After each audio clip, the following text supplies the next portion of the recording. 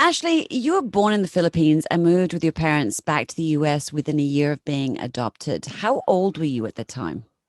I was 10 months old when I moved to the US, and then I finally got my citizenship in the US when I was 2, so quite young. Wow, okay. And how old were you when you discovered that Sonia and Vernon had adopted you? I mean, what kind of conversations did you have about your birth origins at that time? Sure. So I always knew I was adopted. I was adopted into a very unique family. I was adopted into an American family that lived and worked in the Philippines. And I'm actually the youngest of four adopted Filipinos from the same orphanage. And so my parents specifically went to that orphanage to adopt me because they wanted to have a child that would have something in common with the other adopted Filipinos in this American family. So I always knew, I just always knew that I was adopted. It was never a surprise or anything like that. Yeah, but you're 10 months older when you moved to the US. When you always knew at some point were you like maybe 4 or 5 that you were like, okay. Yeah, probably pretty young, probably that young. So I ended up having my parents had a son when I was 2, so we were very close in age, and I always knew that how he came into the family was different than the way I came into the family. And Right. they explained that very well to me. They've always been very, very open, that I came to be part of their family in a different way, but they loved me the same. And I never, ever felt any differently, or they never made me feel any differently. Maybe my insecurities made me feel differently sometimes, but they never made me feel differently. If you could put a finger on it, when do you think those insecurities might have started to pop up? My teenage years, for sure. I had an identity, I would call it an identity crisis in middle school, where I felt very isolated and alone. And so I have 2 younger brothers. One brother looks like my mother, the other brother looks like my dad. And then where does Ashley sort of fit in that dynamic? And I remember sitting at the top of the stairs one night, and one of my brothers was sleeping with my mom downstairs, and the other one of my brothers was sleeping with my dad upstairs, and I didn't know where I belonged. And that is a very clear memory in my head. And that was definitely when I was around teenage years, and just sort of having trouble, like a lot of other teenagers, like where do I fit in? Where do I fit in? Yeah, I understand that. Did those feelings change over time after you kind of popped out the other end of teen hell? Yes. So Okay. in the US,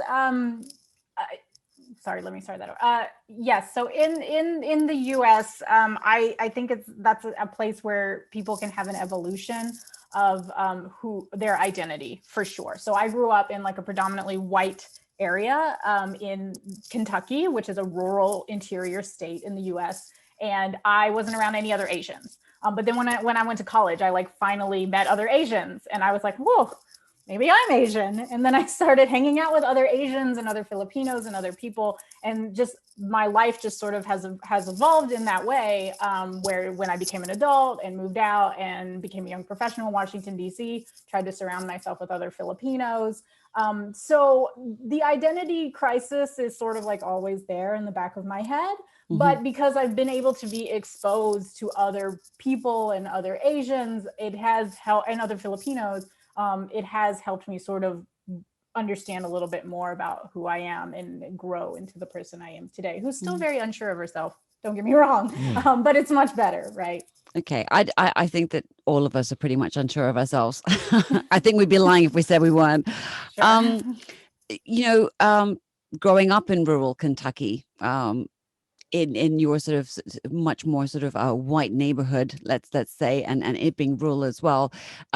What was that like? What kind of conversations did you have around the dinner table about, the concept of your family, and then how you fit in if you were the only kind of, as I would call myself when I was in UK, the only brown face in my town, Mhm. Yeah, I mean, very similar conversations, right? Always understanding or knowing or being aware that I was very different than everyone around me. And of course, as a child and even an adolescent, and especially as a girl, you try to fit in as much as possible, right? And you try to change your identity one way or the other, and that's sort of where like an identity crisis can come from. But the discussions I was having with my family, I mean, my parents and I are very close, we're very honest. They did a lot to protect me from racism when I was younger, but then when it just started becoming really blatant as I got older, we talked about it. And, it was very much like, yes, you're different.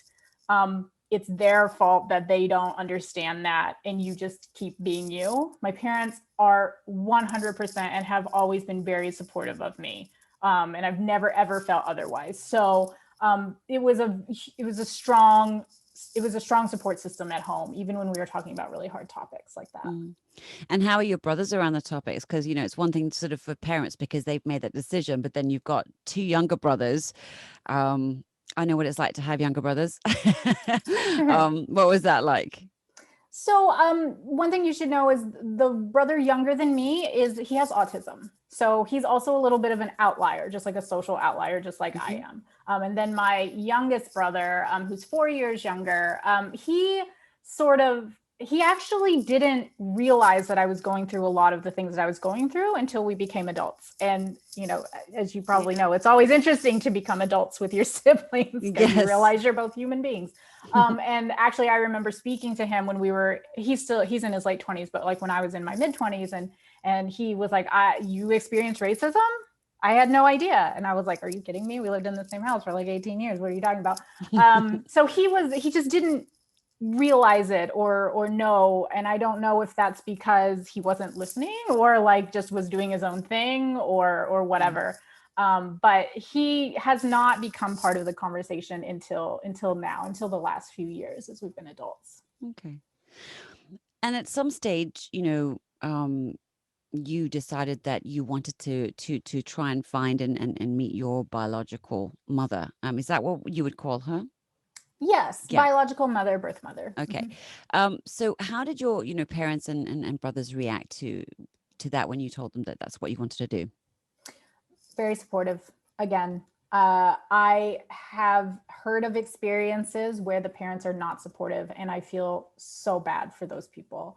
And the not supporting this idea of finding a birth parent comes from a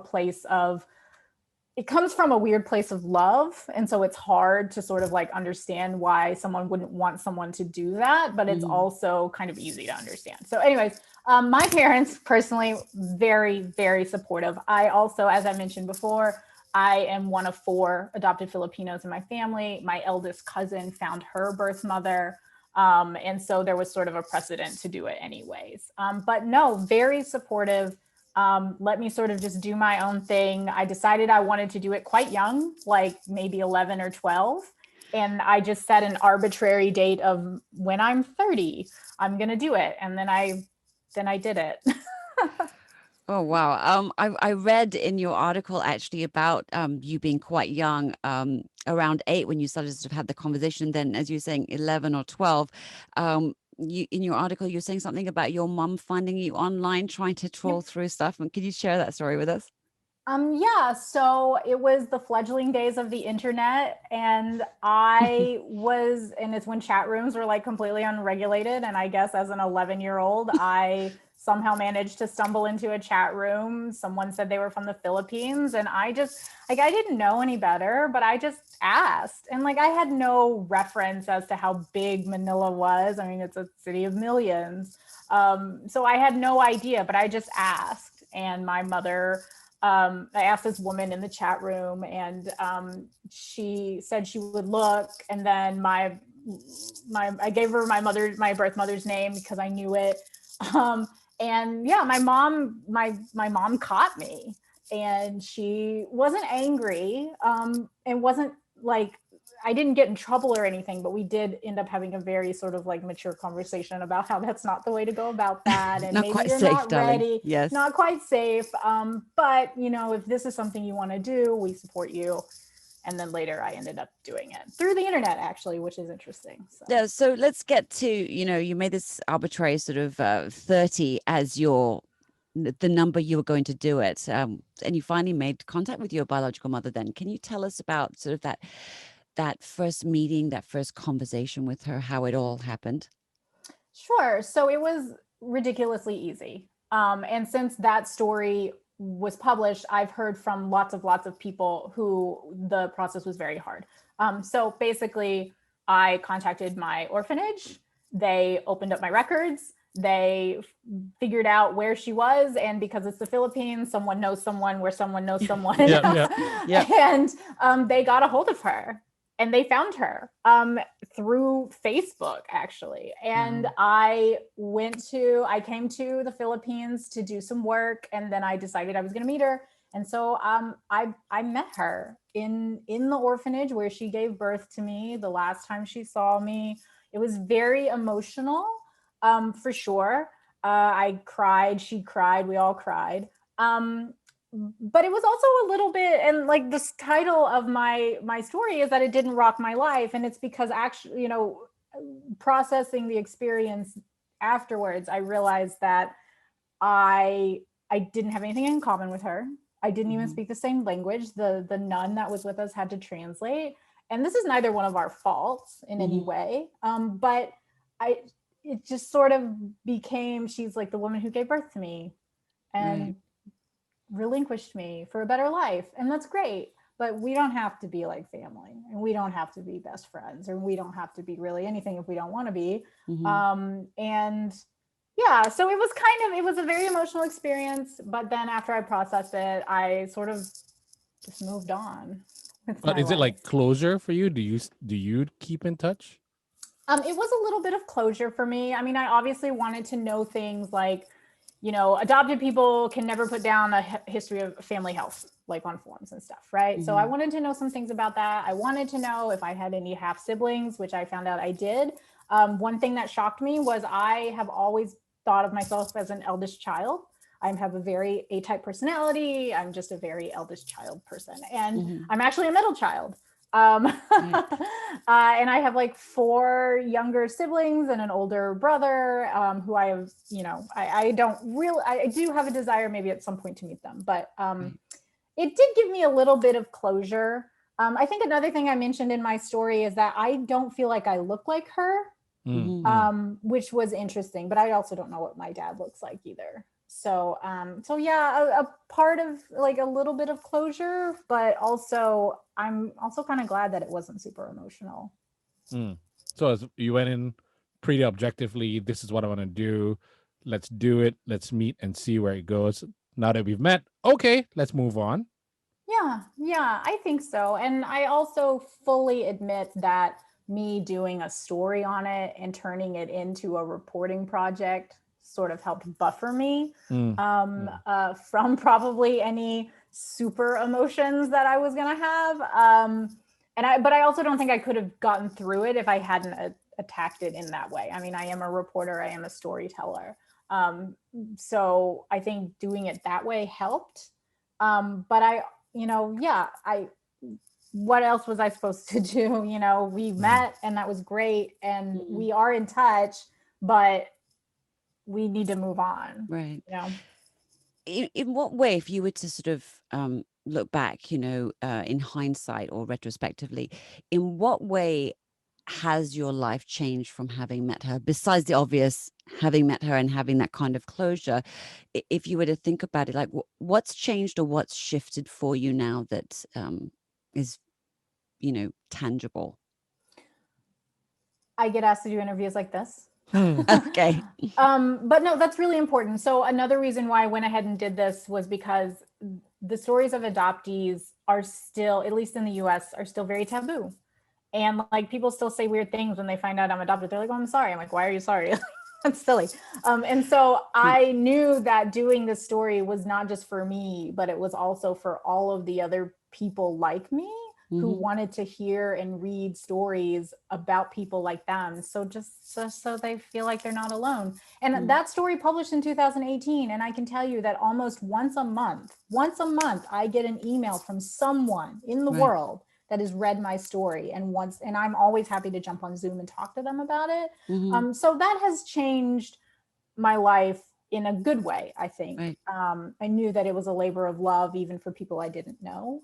And I'm glad that it was hard. Don't get me wrong. It was some of the hardest writing and reporting I've ever had to do. But I'm glad that I did it, because it's also, it's living on and helping other people. Mm-hmm. Did you do anything specifically besides sort of putting on your journalist hat, but anything specifically to sort of prep yourself for the meeting? Or even to process it afterwards? Was there something you kind of had in place ready, if you know what I mean, to help you? No, I mean, I really think I leaned on my journalism skills and my background, and saw it. And if I processed it that way as a journalist, if I processed it as a way, as like a project that had a deadline that needed to get on, right, that just I knew that would make it easier. it gave you distance from it, sort of. It did. It was a bit of a buffer, and I'll totally admit that. Maybe I was scared. I don't know. But yeah, I mean, I just kind of did it. I'm a type of person who kind of just like says, I'm going to do this. Like, I'm going to move to Manila during a pandemic. And then suddenly I'm here. So, and then I would say no, but the journalism thing, like attacking it as a journalist from the start, I think was what helped. Well, maybe that might help other people. They don't necessarily have to print it, but if they were going through the process, maybe approaching it in that way might actually be helpful to them to know. So, I wonder what you think about something that Sandra Bullock actually said, that, people have got to stop using the word adopted when it comes to introducing their kids or other kids. It's like, this is just my kid, dropping that word there. How do you feel about that? I agree, actually. So I recently did a story for NPR about how adopted Asian Americans feel about the uptick in violence against Asian Americans in the US, and how sort of we're in this gray space where we have white parents. Well, most of us have white parents. Right. And like, how do you talk to them about that? For example, my parents didn't check in on me on the week of the shooting at the spas in Georgia. And I was heartbroken. And so I did a story about that and talked to other people who felt that way. And in doing that story, I had to research some of the appropriate language to use, particularly for the digital piece. And I actually agree. I mean, you're a parent. Yeah. And there's no distinction for me, linguistically at least, between my mother who gave birth to me and my mother who raised me. And they're just my parents. Yep. And also, I think if you use words like adoptive, like, I don't know, like adoptive, then it also invites questions that maybe you don't feel like answering. And people like me have answered those questions our whole lives. And I would just rather not. Yeah, you'd rather be talking about how awful prom was because prom was awful versus how awful prom was because of, any other reason, as it were. Sure. It's kind of adds an additional layer of stuff that doesn't need to be there, right? Yeah. Is that what you're saying? Yeah, absolutely. Okay, so let me ask you then, in terms of the conversations that need to happen, your parents were amazingly supportive of you. They were with you all the way. They were very open with you. What advice would you give to parents who have adopted, thinking about adopting, about what to say and what's most important when you have a child that you've adopted? I think the most important thing is to remember that particularly if it's a transnational adoption, that person that you've adopted is different. Like, they are of a different race than you. They are of a different, not upbringing, but of a different origin. And that person is allowed to have their experiences separate from you. So seeing adopted people as whole people, and not just my adopted Asian or whatever, which is really offensive, is really the best way to go. Because if you recognize that person is their own person and their own experiences, and they see the world through a different lens than you, I think that really helps with sort of the conversations surrounding identity and even like searching for birth moms. And it just really helps open the parent up to those conversations, Mhm. as long as it starts with, this is a person who is different. Their skin is different, their face is Mhm. different, their origin is different. And I need to recognize that first before I can have any sort of conversation about what that means for them moving forward. And in light of what you were saying about the week when the violence kicked off and how your parents didn't check in on you, you know, that's a sort of example where even the most loving and supportive kind of miss a beat. And oftentimes that's a very important beat to the other person. How would you then, how did you pick up the conversation with them? Like what happened there in order to sort of bridge that gap for them? Well, I can be very honest with you and tell you it didn't go down well. My parents saw the story I did as an attack. Mhm. And we had to have a really hard conversation about that. And it sort of became a conversation of, I'm also worried about violence in America. I'm sorry, I didn't realize this targeted violence would affect you. Um, I don't feel like I can do anything right, which is sort of hard for a mother to admit. Mm. And we had to have a very tough conversation. And my parents are anomalies in that they've actually grown more progressive and liberal as they've gotten older. And so they are much more, and this is again where I am very blessed and thankful. I mean, they are also much more open to having those really hard conversations, which is good, because I know a lot of people whose parents are the opposite, and it's actually become more difficult. But that conversation was really hard. I think that's the beauty of having you as a daughter, though. They wouldn't be able to be that open if they didn't have you. So, you make it possible because you needed it, right? But it's resolved though right now. I mean, you guys are cool now. Yeah, of course. And we still, we still tussle about some things. But my parents are white, but they're not the type of white people who get super upset when their whiteness is checked. Right. So, Yeah. but It's a again, learning very experience blessed. for them as well. Yes, absolutely. And it always will be. That never stops. Yeah. What advice would you give to a young kiddo like your 12-year-old self about growing up in a different family dynamic, especially for a kid maybe that doesn't have necessarily such understanding and open parents as yours? I would say that I would tell them that their experiences matter, their feelings are validated, and they're not alone in having those feelings. And that even though it's really hard when the people closest to you don't understand you, you're still validated. And to never let that go. And that eventually, if they love you, they'll come around, or they will be open to trying. I think that was the hardest part growing up, was feeling really alone in those experiences. And that's why, that's why I wrote that story too, was so people don't. I mean, I've had like teenagers contact me about that story. And so that's what I would say, is that, you're validated and your experience matters. It might not look like it right now, but it does. Okay. And lastly, just want to touch on the fact that you're not in the States anymore. You've just recently relocated to Manila, to the country, I suppose, of your roots. During the pandemic, by the way. During the pandemic. What are you doing there, and what's your plan?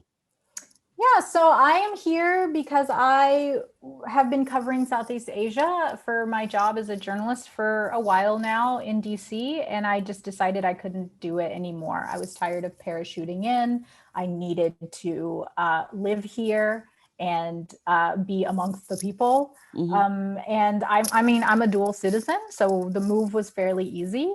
But I definitely know that when I write my memoir, this chapter will be called "I Have No Idea How to Be Filipino." So, have you picked up the language a bit? Unfortunately, not. Yet. A lot of people want to, yet. Unfortunately, not yet. A lot of people, unfortunately, also want to speak English to me. So, but that is a goal of mine. Is to learn how to speak Tagalog while I'm here. I don't know how long I'm going to be here. This is just a tryout to see if I like it. Yep. But yeah, I'm here, and we'll see what happens over the next few months. Awesome. Well, we wish you all the best of luck. Stay Thank you. safe. Thank you so much. And we'll be in touch again soon.